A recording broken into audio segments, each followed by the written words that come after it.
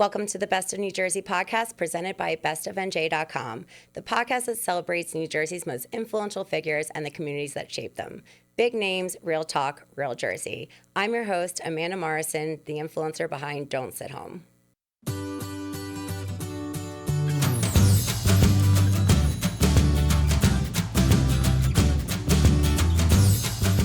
Today's guest is Nino Coniglio, champion pizza maker behind Coniglio's Old Fashioned in Morristown and more.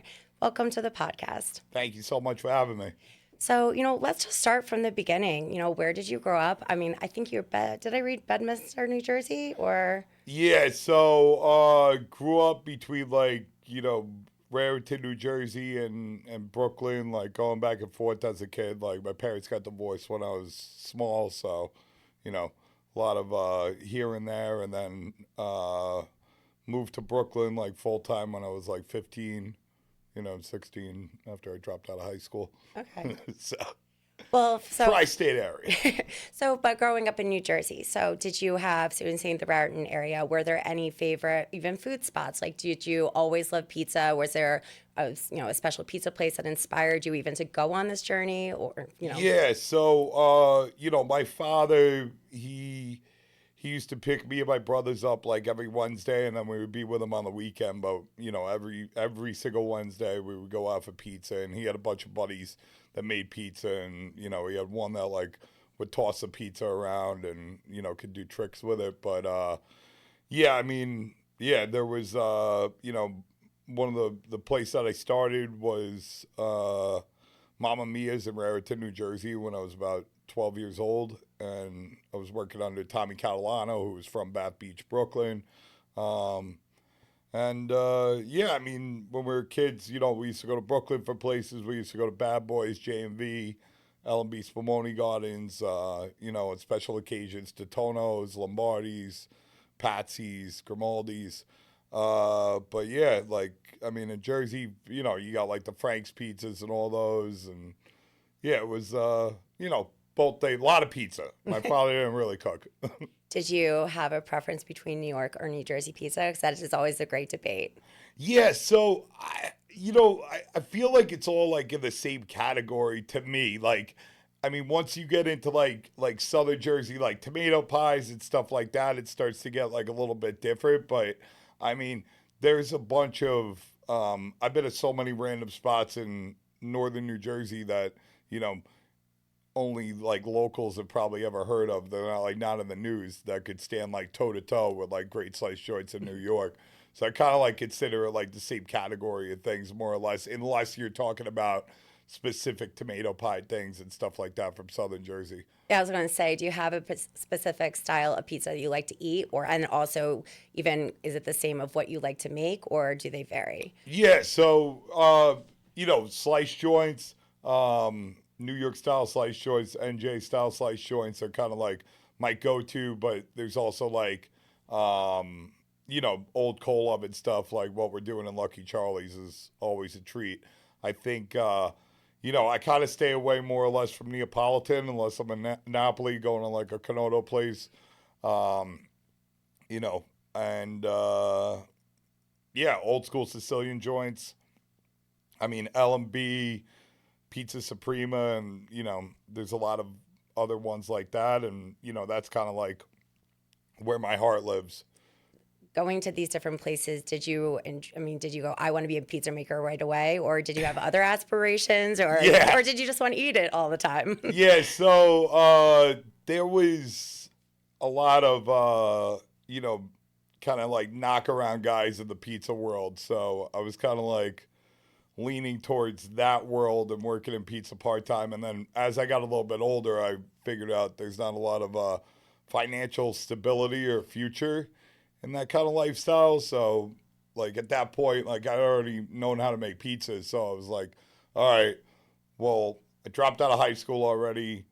I don't want to do that thing so much anymore. So let me just fully lean myself into this, and it ended up working out pretty well. Do you have any particular person that you credit for kind of even, who showed you how to make pizza for the first time? Yeah, so that was at Mamma Mia's, Tommy Catalano. So he's definitely the guy who I rolled around with for a few years. After that, when I was 16, I got a job at Johnny's Pizza on Avenue U and West 8th in Gravesend, Brooklyn. And then, Johnny brought me to the next step. And then, eventually I had to get out of the neighborhood because I got in a lot of trouble. And yeah, I ended up going in the American OG and getting a job at this place called Bocce Abbracci in Williamsburg, which was the first wood-fired place I worked for. And just kind of, kept on rolling out after that. So I know so this journey has taken you to where you are today, but I know a lot of competitions have brought you also to where you are. How did you even decide that you wanted to start doing competitions, or do you have any particular stories you want to share about any of your favorites? Yeah, so I mean the competition thing, like I don't know, I must have seen it on like YouTube or something like that, or no, actually I would see it in the trade magazines. So PMQ and Pizza Today magazines get delivered to like for free to all the pizzerias. They're like an industry magazine, and they would have like the International Pizza Challenge or the New York Pizza Shows coming out, like come compete, and then they would sell like the practice pizza doughs in there.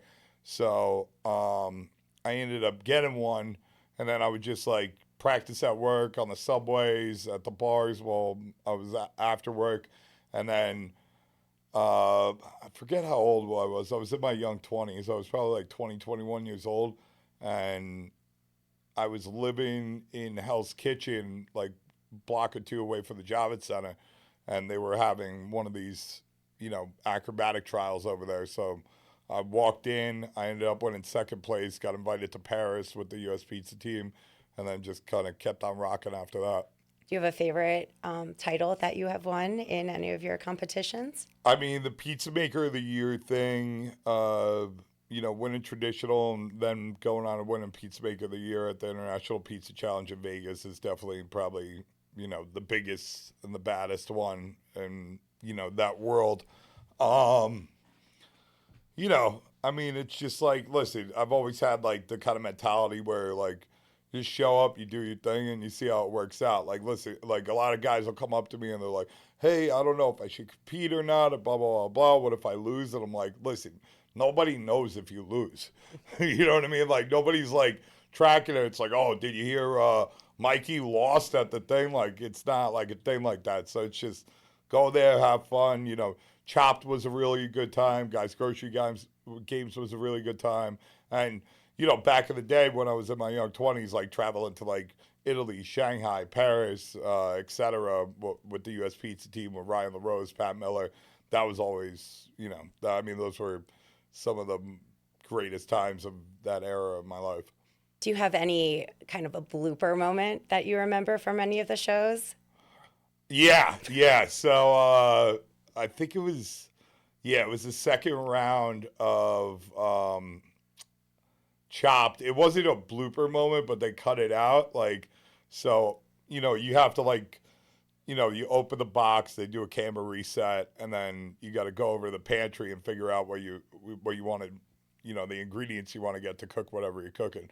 So I grab all my stuff and walking out with the tray, I see a pineapple on the shelf. So I like throw the pineapple under my arm, and all of a sudden, like, all the cameras start descending on me, and the host is running out, and the judges are like, Nino, just grab the pineapple, blah, blah, blah, blah. So they all kind of, like, descend upon me, and they're like, Nino, what are you going to do with the pineapple? And I was just like, yo, pineapple doesn't go on pizza, and I throw it in the garbage. But I talked to the producer after the episode came out, and she was like, yeah, the executives didn't want, like, to get, like, emails about, like, food waste in there. So I was like, well, okay, whatever. But I think I read somewhere that you met your wife through one of the shows. yeah, at the Pizza Expo in Vegas. Met Shaylin Charlene Brand, my wife, love of my life, over there. She was like kind of like, so my wife's been obsessed with pizza, like since she was 12 years old. And like everything she owns since then is like pizza related, from like her bed sheets to her purses to her dresses to accessories and weird toys and stuff like that. So we met over there. She wasn't like a huge fan of me, but I grew on her after a couple days, and then I think that was the year when I won the pizza maker of the year and the traditional title over there. So I think that's what kind of like wooed her in the beginning. I would say it would work. Set it up. So where was she originally from? She was originally from El Centro, California, and then when we met, she was living in Hollywood in Los Angeles. So you brought her to the East Coast. So we were doing like kind of, I was like back and forth a little bit at that time. So she would come visit me, I would come visit her, and then like after like a month or two of that, she just moved in with me. Was Morristown your first restaurant that you opened? No. So Okay. the first place I had a partnership in was Il Brigante in the South Street Seaport, where I was a minority partner. And then I sold my shares of that to go open a place in Marine Park. And that place is called Del Corso on Avenue U in Batchelder in Marine Park, Brooklyn. That was the first place that I like really owned. And then that went out of business because Venanzio, it was supposed to be me and Venanzio, but then he just took off to Italy, and I was like kind of young. I did some dumb things, didn't really understand the business so well, outside of just like banging out pizzas. And then opened up Williamsburg Pizza after that about 13 years ago. Okay. What made you pick Morristown? So I don't know if I should tell this story in its entirety. Yeah, The so peachy version. Let's do there that. was no, it's not like a bad story. I just so my buddy Carmine Testa, who owns Jersey Pizza Boys, so his kids, they do the pizza acrobatics too. They've been on like Jimmy Kimmel and all that. He had opened a place in Avenel, New Jersey, and had called me up. I was in Brooklyn at the time, still like all the time. And he was like, listen, I know you're slammed. I know the answer's probably no, but I could use a little help at the pizzeria. We just opened this joint. And I was like, yeah, I could come help you on the weekends. So I was doing that. And, Carmine was posted on his Instagram. So he kind of, like people kind of knew I was around. And this one kid who showed up, we thought he was somebody else, like, because the kitchen over there is in the back, so when somebody shows up you can't like see who it is, so it's like, oh, Scott's here, and we think it's Carmine's best friend Scott, and it ended up being this different Scott who we knew who he was because he had like an infamous Barstool Sports video, and he was just like hanging out in the back, blah blah blah, blah, and he goes, yo, like after he was there a few hours asking a million questions, he was like, yo, can I talk to you for a second? I was like, yeah. And he's like, listen, I'm trying to sell my pizzeria and I got like approved for like a $3 million SBA. I want to like do something with you. We'll go 50-50, this and that. And I knew this guy was like a little crazy, but like 3 million and liquor license, New Jersey, the blinders kind of went on a little bit. So I was like, oh, let's do blah, blah, blah, blah. So then we hooked up with this real estate dude who was a friend of his, this guy Garibaldi, and then we're going back and forth with it, and then after like a couple weeks, this kid like just disappeared off the face of the planet. But now the guy Garibaldi kept on calling me, and then I told him, I was like, listen, I just opened a new place in Brooklyn. I started a partnership with an oven company. Like I'll go to Jersey, I'll go back and open a place in Jersey one day, but probably not this year, probably not next year. So then this guy keeps on calling me. He's like, yo, you got to see this place, blah, blah, blah, blah, blah. It doesn't cost anything to look, yada, yada, yada. And my cousin Carly had just had a baby and had bought a house a year before in Morristown. So I said, F it, because I needed to go see the baby anyway. And this would like force me to not procrastinate on visiting Carly and seeing the baby because she's like assisted to me. So I went and saw the place, and once I saw it, I was like, hey, maybe there's something here. So then I go to Carly's house, and, I'm outside, like, on the phone with, like, New York. And then her brother, my other cousin, was like, he was in from Los Angeles, and he was like, yo, what are you doing? I told him, I was like, I looked at this place. I still got to do a lot more research, but maybe there's something there. And he asked me where it was, and he knows the area. I'd never been to Morristown in my life. He was like, oh, it's next to Iron Bar, blah, blah, blah. I'll throw it down. And then yeah, long story short, we just kind of sat on Carly's kitchen island with an Excel sheet and broke it down right there. And after like 3 hours, I was like, oh, I guess we're opening a pizzeria in Morristown. Where in Morristown are you located? So I'm on South Street, pretty much right across the street from the Green, right next door to Iron Bar and Revolution. Okay.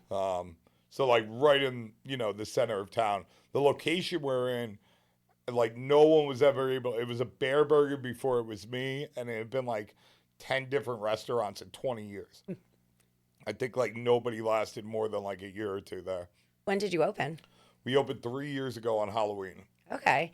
So have you even, I mean, a lot of restaurants, changes, whether it's, physical renovations or menu changes. Have you changed everything, or is it exactly the same as you started? Or do you have any plans to, expand? Yeah, so we right now we're building out. We acquired a liquor license and the lease for the next store to us, which is adding another 7,000 square feet.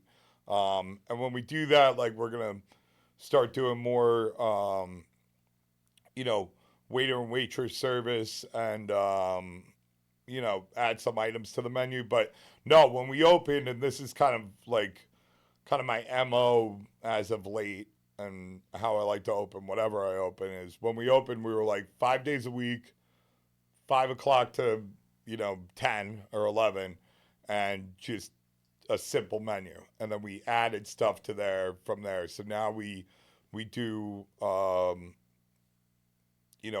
on bakery with sourdough bread and bobolonis and fresh made croissants and all that. But like, yeah, we just added everything slowly where after like a year and a half, it's pretty much what it is today. And even after a year and a half, like now we have a brass die pasta extruder from Italy. So now all the pastas are homemade in house every day. And, the whole thing has always just been like, hey, you know, once you get this down, like go on to the next thing and get crazier and crazier and don't listen to everybody. But like the rule is if we don't make it there, we don't sell it from scratch. Because listen, most people don't make their own bread.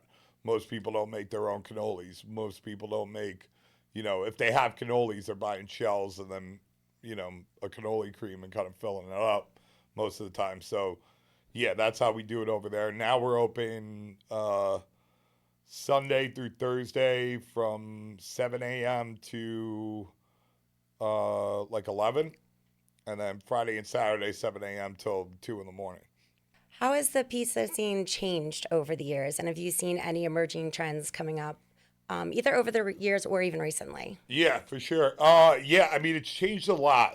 I mean, when I was getting into it, you know, a lot of, a lot of the places were like, kind of off the boat or first generation Italian guys. And that was like, and then, there was also a lot of Albanian guys that were starting to get into the business. And like, usually like when a place would sell, like it would sell to like another Italian guy or Albanian guy. And everybody was kind of doing like the same-ish thing as far as like dough fermentation. Nobody understood what like hydrations were. It was just like, hey, take this Coca-Cola cup and fill it up with salt, and then another guy would do salt and sugar and use this much yeast. Maybe they weigh it, maybe they don't. Everything was all Trump's flour, which is like a bleached bromated flour. And I mean, back then it was really hard to get like decent pizza outside the tri-state. Now, there's a lot more information out there that just wasn't available back then. If you picked up a book about making pizza back then, it would say like, you know, go get like a package of instant yeast and mix it with like 1 cup of water, 1 cup of flour, like, kind of like that, which isn't really too helpful for opening up a commercial place. So now, like, kind of all the information is out there, and around the country, you're seeing like major changes. I think before, for a lot of guys, like the alchemy of making the dough and figuring out all that without like kind of like the myths and the legends and like doing stuff for a fact was like a really rare thing. where like having like chops to like bang out like 150, 200 pies by yourself was a real common thing. And being able to like kind of go around the restaurant and move the right way. Now I see a lot of places opening where like guys, you know, they understand like the science behind everything, but like they'll like kind of like start as like they'll grab an uni oven or a Gosney and kind of like do pop-ups at bars and this and that and raise money. So they kind of like learn the chops in like a weird way where like they never really worked at a place for like 1 or 2 or 5 years to gain those chops. So they kind of make up their own chops. So it's changed like that a lot. And then, but there's a lot of cool places opening, and it's just, I mean, I think the pizza is gotten better, you know, overall, and from a lot of metrics than it was back then. And people are really, you know, going towards better ingredients. They're going towards, you know, not using chemicals that are illegal in every country on the planet, including China and their flours. You know, really good fermentation techniques and learning about that. So it's like kind of like it's it's a funny thing. There's also another side of it where, you know, I mean, when I was coming up, like, you know, I mentioned like Johnny's Pizza and Mamma Mia's. Like Johnny's Pizza, like, you know, you're renting a shop for $800, $1,000 a month. You know, you're paying a pizza guy $6 to $10 an hour in cash without payroll tax, without, you know, insurances and all these other things that come along with it. And now it's like, you know, and it's not even about like a minimum wage thing or anything. It's just like the facts on the ground is like, even if you're a dishwasher, you have to live somewhere. And I mean, show me a 1 bedroom apartment that's less than $2,000, like anywhere in the tri-state area. You know, if somebody can't cash their check minus taxes and cover their rent, Wi-Fi, car payment, like, or car insurance or whatever, even if you're like, you know, have a 15-year-old car that costs $2,000 in a really crappy apartment, you know, they can't survive. So the cost of doing business has gone up dramatically since then, where you really got to be on your stuff and from every aspect, where before you know, like you could get by, you know what I mean? It was like, listen, like, you know, you're doing like $500 a day, like, you know, you weren't getting rich, but you weren't going out of business, you know what I mean? If you open a shop today and do less than like 20 grand, even in a tiny shop a week, you're not long for this world. Well, thank you so much for coming. Morristown was actually my college town back in the day, so I'm definitely going to have to check out your spot there and your spots in New York. Yeah. So for our listeners, where can they follow you, either on social media? Yeah, so Coniglio's on Instagram, Brooklyn Pizza Crew, Lucky Charlie's BK, and you know, follow those. There's more to come. All right, cool. Thank you so much for being a guest. I appreciate it. No problem. Thank you. Thank you for listening. Make sure you check us out wherever you listen to your favorite podcasts and follow us at Don't Sit Home and the Best of NJ podcast on social media.